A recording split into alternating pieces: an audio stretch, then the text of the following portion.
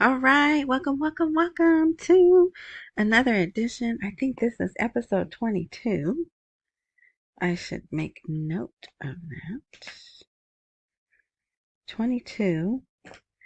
Um, My FX Buddies and the podcast. And I say my FX Buddies.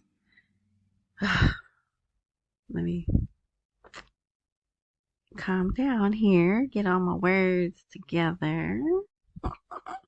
Okay. Because there is a blog and you might want to go to this blog too. This is going to be jam-packed and I still don't even have everything in here that I could have in here. This is another, some of you know I wear hats. I have Bad News Brenda and then I have Positive Paula. So this is a Positive Paula hat blog. All right. And so all the things, any platform that I'm on is under my FX Buddies, but I do want to point out the blog is myfxbuddies.blogspot.com and rss.com provides a transcript if you want to read along because I know sometimes it's hard to understand me.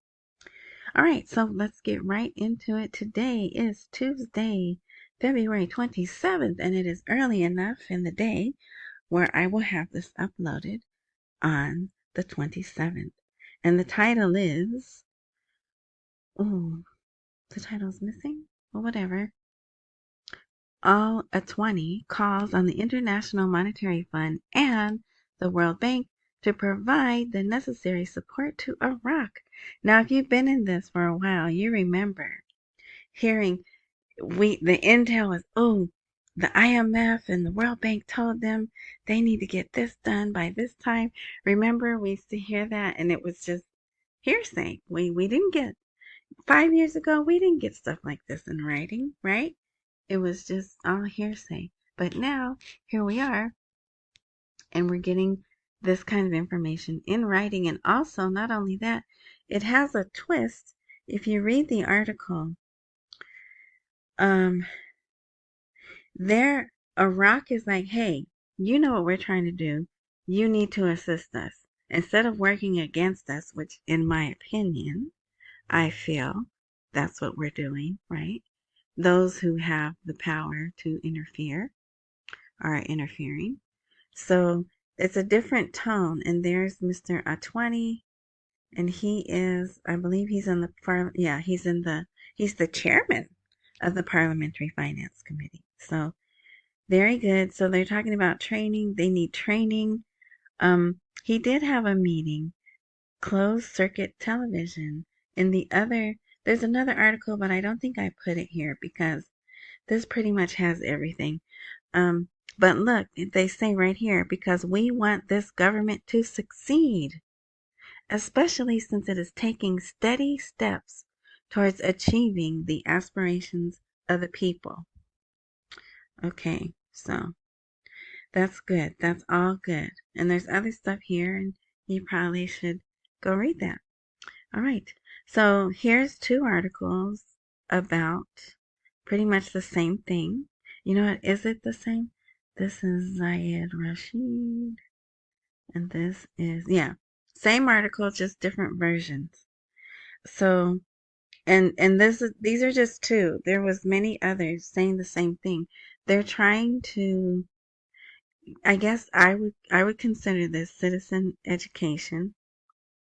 And they're trying to show them the benefit of going to the electronic payment system. And they have a new phrase also, I'm going to show you, is going to lead to printing of less currency. So the central bank expects to reduce the printing of the Iraqi currency in coming years. But it's like it's a no-brainer. Why such an emphasis? Yes, you want them to stop using cash, so you wouldn't need to print more. And see, that's where, if there's any Iraqi citizens listening, that's where you have the power. You can commit, and because we here too in America, That's what they're trying to do, and I'm going in a different direction. Forgive me. But we're the people, at least here, in America. But if we use cash, um, it pushes away their plans for digital money, CBDC, because those things lead to total control of money, and then that basically makes us slaves, right? Okay, but anyway, so I just thought it was interesting that they're really putting, and then here's another: do electronic payments reduce the printing of paper currencies in Iraq? Yeah, not just Iraq, everywhere, right? But anyway, okay. Sudanese advisor, the speed of digital cash. Look at that. This isn't the first time I've seen this, but there's a lot of there's quite a few articles about, oh, and I wish I could show you. Um Let me see. Is it? Look at this. These are appliances. Look how fancy these appliances are. And they're saying, "Hey, you've got credit. Come buy some appliances," right? But not only that, LG had a conference there with top of the line everything. They just debuted this screen, which is primarily for gaming, but I would get it and I would use it to chart stock market and stuff like that. Um, it's OLED, that, and it's big, not big, but long, right? I don't know, I can't explain it. But I'm sure you can look it up. Just do Samsung or LG displays new monitor for gaming, and you'll see it. Anyway, so let's go finish with this. Um, the speed of digital cash will cover the largest number of transactions electronically. This translation is kind of weird to me, anyway. But the replacement of the digital payment system represents the state of progress occurring in payment systems in contemporary economic systems. So look at that. They're considering themselves a contemporary economic system. And if their plan is they really want to be advanced, right? They want to be totally cashless, they think, anyway. But so contemporary economic systems which have begun to depart from cash parentheses paper payment systems except within narrow limits related to small transactions. So I'm hoping those small transactions are for the street vendors, people who sell stuff. I talked about that in the last thing. Bread makers, sweet makers, little knickknacks, and anyway, things like that. Okay. And not only that, the cost of cash management, because the speed of circulation of digital cash will take a broader range in covering the largest number of transactions. So maybe they're conceding that they can't go totally cashless, but now the goal is to have majority of transactions done with digital money. Maybe that's what this is saying. I don't know. But yeah, they put that out. This, I think, is interesting also. The central bank issues a 3-point decision in favor of Kurdistan money changers. And so I put here, getting on the same page. So they met here. Here's Aliyah Locke and whoever these guys are. They're Kurdish somebody. They represent Kurdish exchange companies. So they're trying to make them equal to Iraqi companies. And if you follow this, I know it's very boring, but I'd say during the past 3 years, they were telling the money changers, look, 10 of you group together, one of you get licensed to be an official, exchange company. We'll give you a license, do things the way the CBI says, and then you'll be a legitimate business. but they procrastinated, right? But more of them actually did do that. So now they're giving them the option to do that. See, merge. Here's the complete merger procedures to obtain a license. So now they're in Kurdistan doing the same thing, but I think they have waived this capital of 2.5 billion dinars. So I think this is great. This is forward movement. It looks like, though, they're giving them until March 31st to get on board with this, but I think this is really positive. Positive Paula. All right. So look at this. Now let's just go back. So, well, let me say this first. A committee headed by Amiri and funds dispersed from Baghdad. This is how Article 140 will be compensated.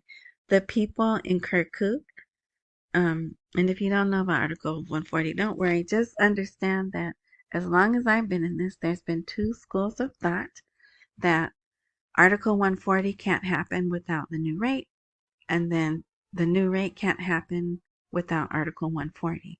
And we do know Article 140 is done because they have paid some people out of it through the years. They have, and they've put it in black and white. But anyway, and here's a nice picture. Now, if this is the city of Kirkuk, I am just, it's breathtaking, isn't it? Look at, of course, who knows if that sky really looks like that if it's not Photoshop, but it's just pretty, just nice. It looks very modern, right? I'm just not, I'm not a real worldly person, and so I only see the images that are put on TV and movies, right? Which aren't always positive. But anyway, so it's here we are when they've been talking about. So Kuwait put out that article, The Evolution of the Kuwaiti Dinar. Then we had the articles that came out about deleting the 3 zeros. What was the other thing? The Kurds are here in Washington. I'm going to show that in a bit. And who knows, one or two people from the Baghdad side could have been on the plane too, right? We don't know that. But anyway, Dinar goggles on. So there was one other thing. Oh, that man, Atwani, telling the IMF and the World Bank, get on board, right? We're trying to do what we need to do. And then now we have an article about Article 140. Then we have the oil and gas law where they did a total 180 from we don't know if we're ever going to be able to pass it to hey, we may pass it soon, right? So all these things are adding up. I'm not saying we're going to the bank tomorrow, but that's why I say live like this won't happen, but also be ready for it to happen tomorrow because it very well could, especially with all the things that are shown here in this blog. Okay. Here's another. An economist reveals the number of banks punished by the U.S. Federal Reserve. And here he is. He's Kanani. He is a economic expert. They do talk to him on TV often. I just like that name, Kanani. That's how I recognize his name. Okay, and he says the sanctions have permanently stopped all foreign transactions. Now, that's not good, right? But it's just foreign transactions, so others can go through. Okay, right? So that's not bad, but he never, and it's just 26 banks. They have 80 something banks, but these 26 are important, right? Okay, so we have that. Now here's another positive thing. Parliamentary Finance discusses with Sammy. Her name is not Spectrum. I don't know why they have her name like that. Sammy is actually her last name. But they grilled her. I think she was there for about 2.5 hours. And she answered all these questions. She showed them spreadsheets. of the budget. So she says that they may be able to get the budget sent soon. One of our favorite words in Northern, right? I know I'm being facetious. She says we're getting it all together, and the 2024 budget will be sent soon. But hold on. Okay, there's my one commercial. If you want to learn how to earn $75, go there, click that gift there. All right. So here she says Sammy completes the 2024 budget for government approval next month. So what a difference a day makes, right? So here we are. Okay, no more delay. Well, actually, it could be, like I said, it's not going to be tomorrow, but she's going to be handing over. And so I think one of the last things that she really wanted corrected was the Kurds wouldn't give a list of the employees. And unfortunately, they both, the Baghdad side and the Kurdish side, have um,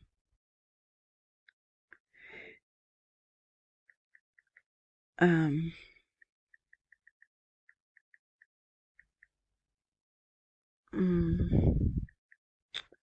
displayed corruption, having 5 people with the same name, but it's only 5 accounts with the same name, but it's really only one person, but all 5 get incomes, salaries, right?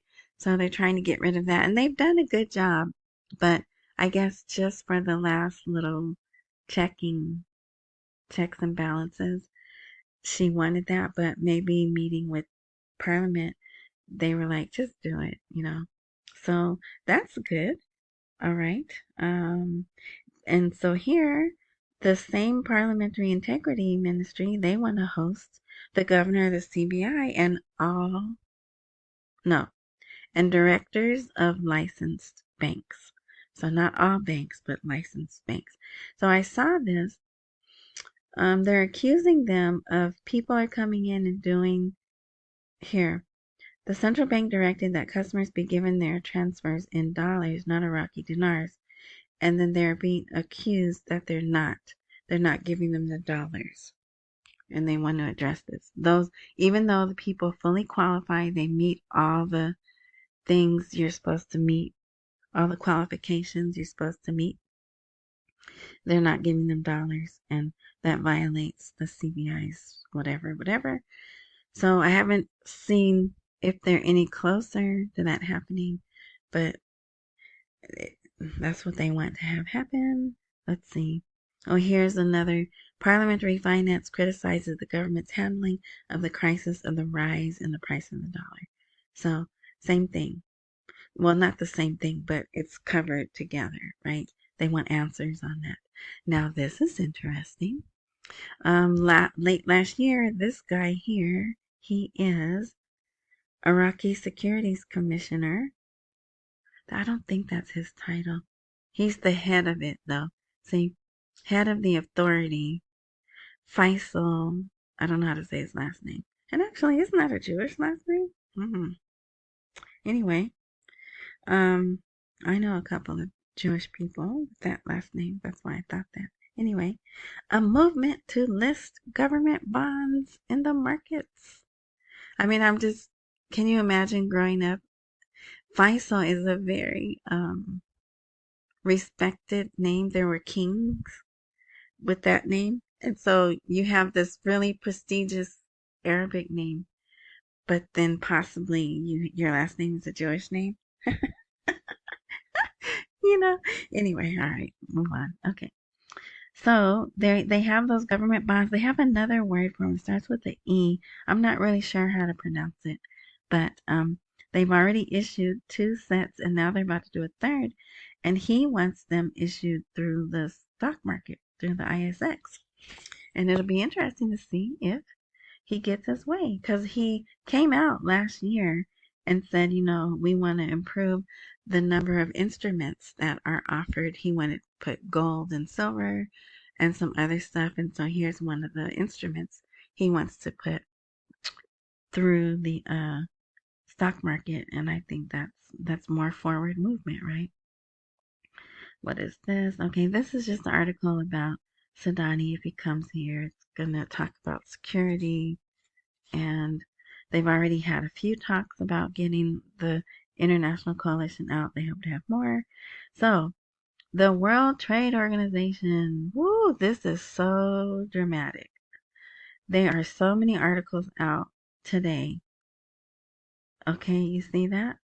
So, let's go through this really quick. That's not it.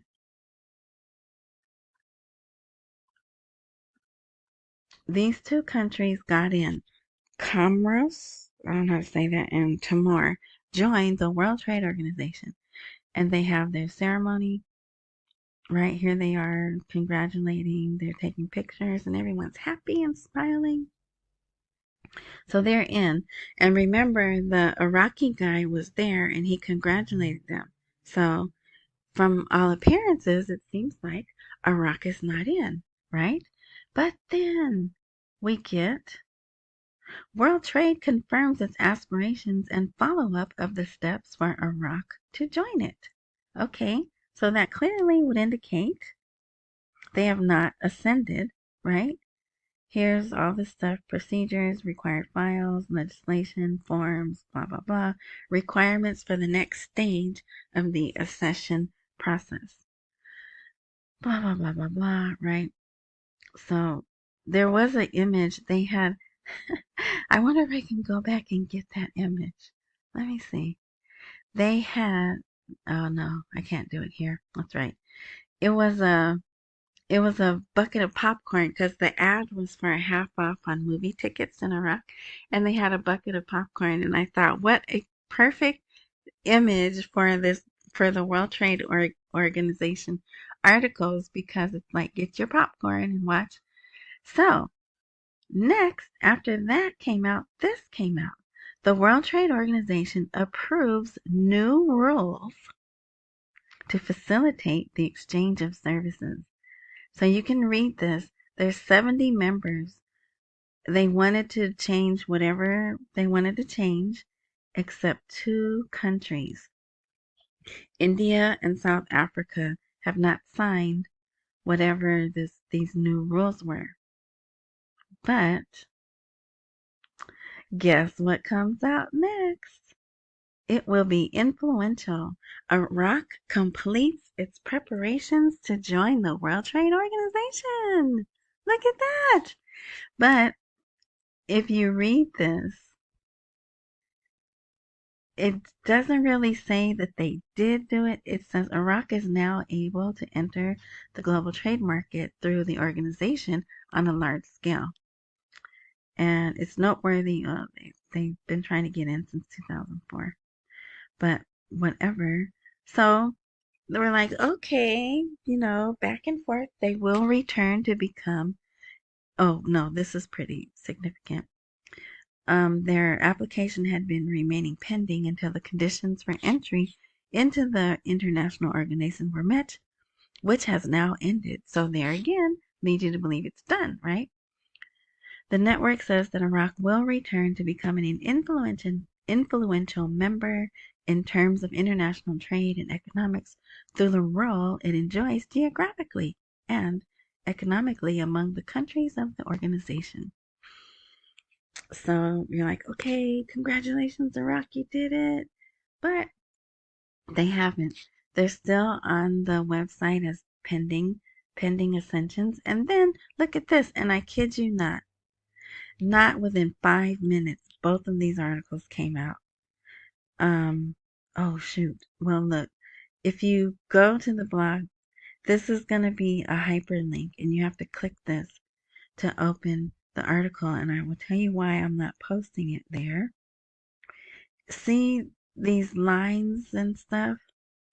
It's formatted, and I can't get around these formats. So it was throwing the whole blog off of the formatting. So I just put really big words. You see how big the words are? This right here. When you're there live, it'll be clickable and you'll click that link and it'll take you to this article. This article is not an American article. It's Arabian Gulf Business Insight.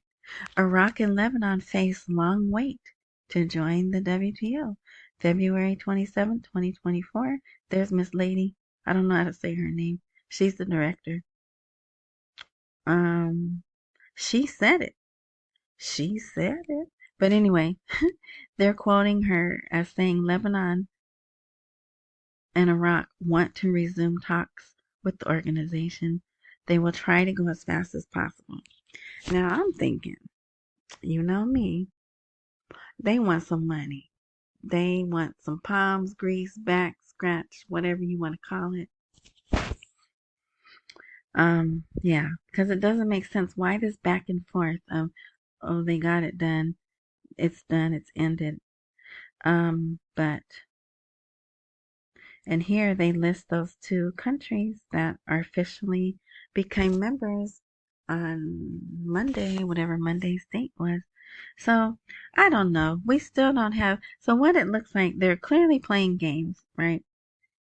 And we'll just have to wait. Time will tell. But possibly they're just waiting for the rate to change. Although, again, I will say, it has nothing to do with the RV because they were going to RV in 2014. I firmly believe that. And they weren't anywhere near close joining the WTO. And the same 2018, 1920, all these times where they were set to RV, and they're like, oh, sorry, we can't because we're not members of the World Trade. No. So I just watch it because I know a lot of you out there are watching it and trying to make sense of it for those of you who are really lost, right? Okay, I just have these two articles. Every day China has some kind of article in their news now, except the weekend, not on the weekend, and so there's two today. And they're two different news publications. That's weird. See how this went out of the format? Whatever. Iraqi Shiite militia says current calm with U.S. forces are temporary tactic, meaning, it's only going to last so long. And the other one is something about economic integration. Remember I said, that's a new phrase. We're hearing that. So it just goes to show the whole world's watching Iraq waiting for this. So if you're frustrated, imagine other places in the world, right? That are waiting for business contracts, buku bucks, right? Something's missing.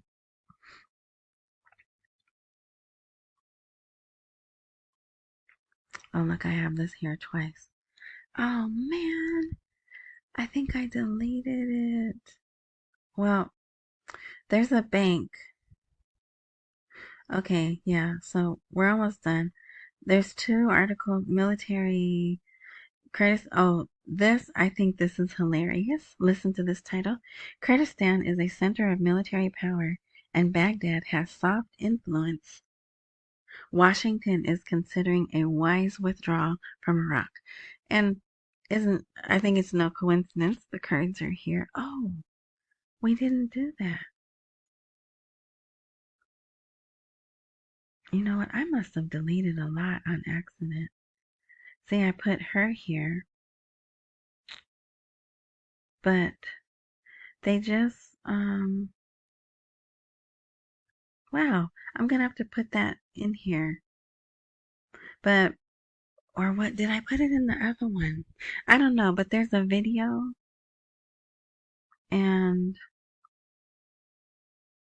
yeah, look at that. I deleted it. I was so frustrated trying to fix the formatting with that crazy article. I was deleting stuff. So I'm going to have to put it post production. I will. Unless I did actually put it. See, my days run together, especially the danger of not sleeping a lot. You forget stuff. Did I do that yesterday, 2 days ago, whatever? But there's a video. It's in English. There's a transcript so you can read what they talked about. He also met today with some Congress people. Yeah. So I will put it here under, you know what? I'll put it under my one commercial. So I'll put it under this article about the other one that says they'll do the budget next week. Or sorry, not next week, but that it's going to be passed on to be approved. Okay, so it's 30 minutes. So see, I told you this is jam-packed. Now what is this? I already talked about that. There was something that I skipped.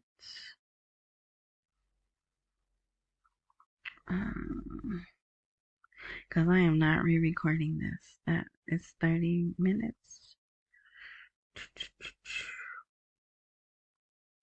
And there's one more military article, but it's at the bottom.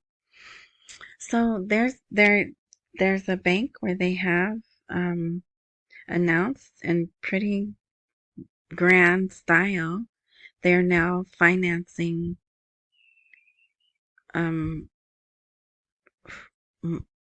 what is it? Foreign trade in rupees. I'm going to put that there because that was supposed to be here and it's not. And here is an article. What is the impact of Iraq's joining the BRICS group? Well, and they, of course, what do they say? It would strengthen both of them. It would be beneficial for both. But it's not going to happen. We're not going to let them. And see, this is being pushed by Russia. Russia announced its support of the they are going to go and they are going to meet with them. I do believe that, right? But we're not going to let them. Okay. Yeah, all right. So that's it because now we're at 32 minutes. So I'm just scrolling down. Yeah, sorry. That's why I don't get paid because I'm not a professional.